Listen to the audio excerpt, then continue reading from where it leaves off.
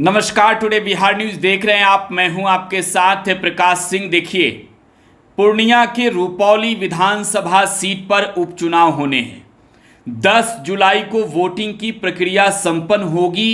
रुपौली की जनता फिर से मत करके अपने नेता को चुनेगी।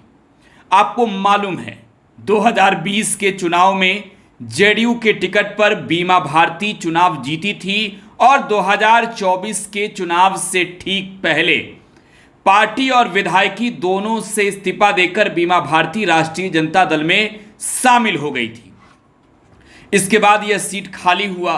बीमा भारती अब चुनावी अखाड़े में फिर से उतर चुकी है। देखिए, यहां पर मुकाबला जनता दल यूनाइटेड और राष्ट्रीय जनता दल के बीच फिर से होना है। हालांकि पूर्णिया लोकसभा चुनाव में आरजेडी के उम्मीदवार के तौर पर बीमा भारती चुनाव तो लड़ी, लेकिन वो पछाड़ खा गई। बुरी तरीके से हार का सामना करना पड़ा आरजेडी के बीमा भारती को। और यहां पर चुनाव जीते पप्पू यादव, जो निर्दलीय चुनावी मैदान में उतरे थे। दूसरी ओर उन्होंने अपने निकटतम प्रतिद्वंदी जिन्हें हराया वो जेडीयू के संतोष कुशवाहा थे। इतनी भी वोट बीमा भारती नहीं निकाल सकी जितना वोटों विधानसभा चुनाव में लाती हैं। तो ऐसे में आपको यह सोचना होगा कि इस बार के चुनावी अखाड़े में बीमा भारती के उतरने से क्या होगा। देखिए, साल 2000 जब निर्दलीय चुनावी मैदान में बीमा भारती उतर गई और बीमा भारती जब निर्दलीय चुनाव लड़ी तो वो चुनाव जीत भी गई। और इसके बाद से लगातार बीमा भारती चुनाव लड़ी, चुनाव जीती और जीतने का सिलसिला जो है वो जारी रहा। लेकिन अब आपको ये बताएं कि बीमा भारती 2024 के रुपौली उपचुनाव में राष्ट्रीय जनता दल के उम्मीदवार के तौर पर फिर से चुनाव लड़ रही है। लालू प्रसाद यादव ने सिंबल दे दिया है। कल ही सुबह बीमा भारती लालू प्रसाद से मुलाकात करने पहुंची थी, तेजस्वी यादव से मुलाकात करने पहुंची थी और ये कहा था निकलकर राबरी आवाज से कि लालू जी से आशीर्वाद मिल गया है, तेजस्वी जी से मुलाकात हो गई है, बात हो गई है और या तो रुपौली से हम लड़ेंगे या हमारे पति अवधेश मंडल चुनाव लड़ेंगे।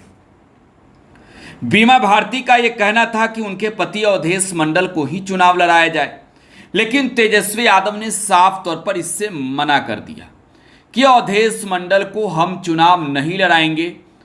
वो अपराधी किस्म के व्यक्ति हैं, उन पर मुकदमे हैं, तो ऐसे में पार्टी की किरकिरी होगी। लालू प्रसाद ने आखिरी में यह फाइनल किया कि बीमा भारती ही पूर्णिया से रुपौली से चुनाव लड़ेगी। तो देखिए, आरजेडी के उम्मीदवार बीमा भारती हो गई और यहां पर जेडीयू के उम्मीदवार कलाधर मंडल हैं। देखिए, जनता दल यूनाइटेड ने कलाधर मंडल को टिकट दे दिया है।